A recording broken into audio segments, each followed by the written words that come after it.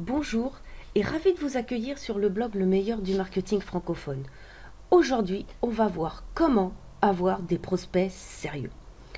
Alors en fait, j'ai mis en place il y a peu de temps dans mon autorépondeur un mail qui s'envoie automatiquement au bout d'un jour ou deux après une inscription, afin en fait d'en savoir plus sur vos problèmes de manière à ce que je puisse vous aider en conséquence. Et en allant consulter justement les réponses, j'ai vu qu'à la question « Dites-moi précisément là où vous avez des problèmes », une personne a répondu « Trouver des prospects sérieux ». Et en fait, la question est tellement pertinente que on peut en fait en déduire qu'il ne faut pas se poser la question comment avoir des inscrits, des prospects à sa mailing list, mais comment avoir des abonnés, des inscrits sérieux.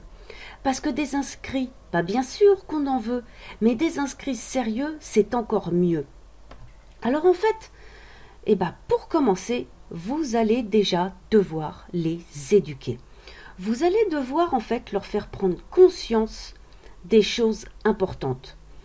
Par exemple, pour moi, pour mon audience à moi, il va vraiment falloir que je fasse comprendre qu'un business internet, ça demande plusieurs heures de travail, que ça ne va pas, en fait, si vous ouvrez un blog dans les 2 secondes qui suivent, vous ne serez pas millionnaire.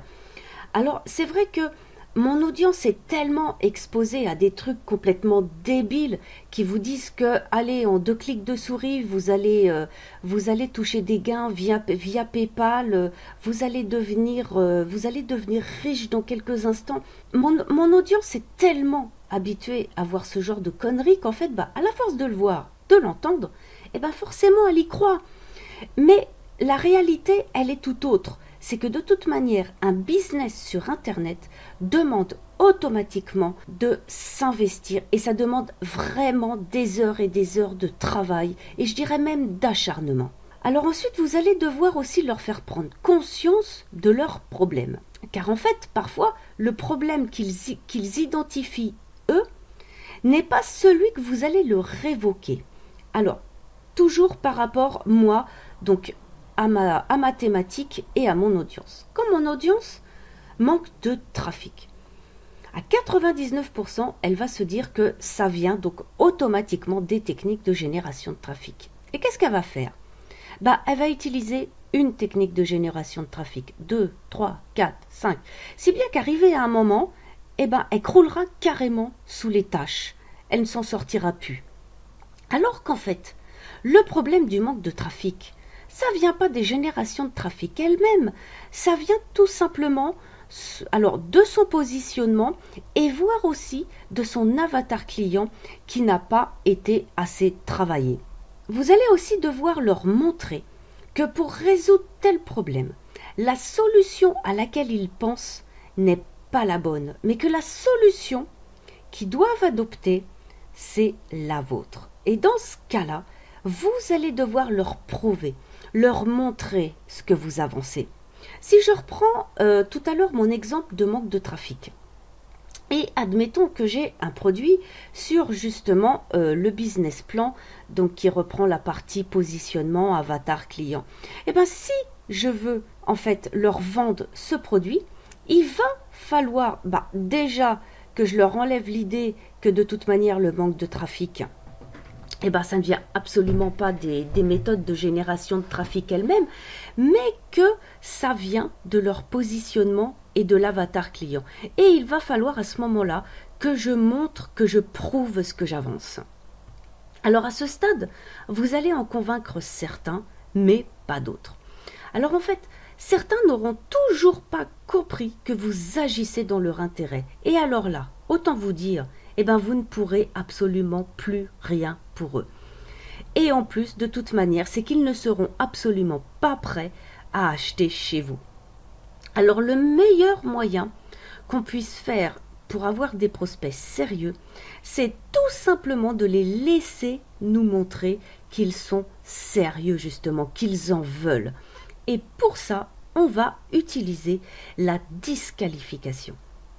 C'est-à-dire que dans vos contenus importants, les pages de vente, tous tous vos contenus, que ce soit des articles, des vidéos, à partir du moment où il y a un aimant clé, où il y a quelque chose de phare et que c'est vraiment hyper important, eh bien, dites tout simplement pour qui c'est fait, dites ce qu'ils vont avoir besoin.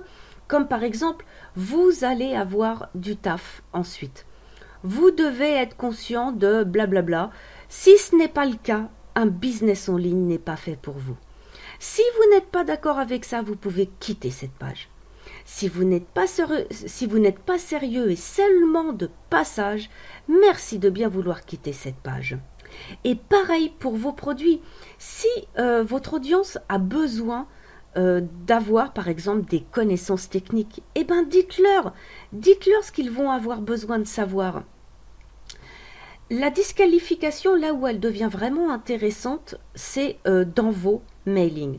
C'est-à-dire que dans vos mailings, vous pouvez très bien par exemple indiquer si vous n'êtes pas d'accord avec ça, vous pouvez tout simplement vous désinscrire en cliquant sur le lien prévu à cet effet.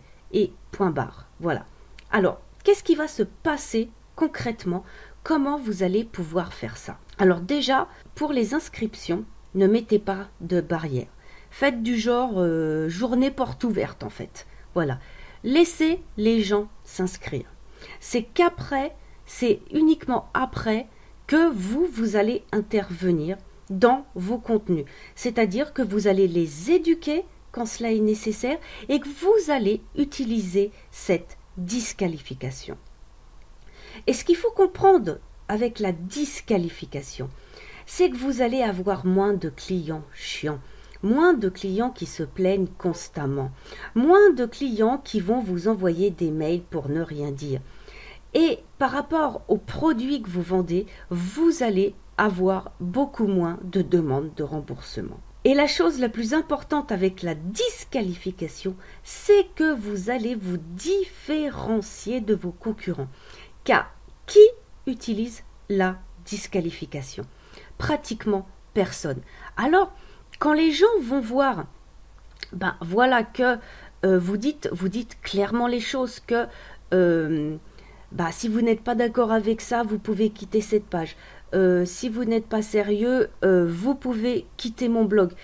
Eh bien, en fait, ils vont comprendre que vous êtes vraiment là pour les aider, que vous êtes là dans leur intérêt, que vous n'êtes pas là uniquement pour ramasser des inscrits et générer en fait du cash. Ils vont tout simplement avoir beaucoup plus confiance en vous.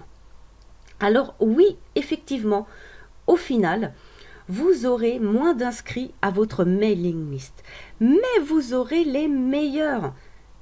Alors, naturellement, ça signifie déjà pour vous que vous allez devoir bannir le mythe comme quoi il faut avoir absolument une grosse liste d'inscrits pour réussir sur Internet. C'est complètement faux.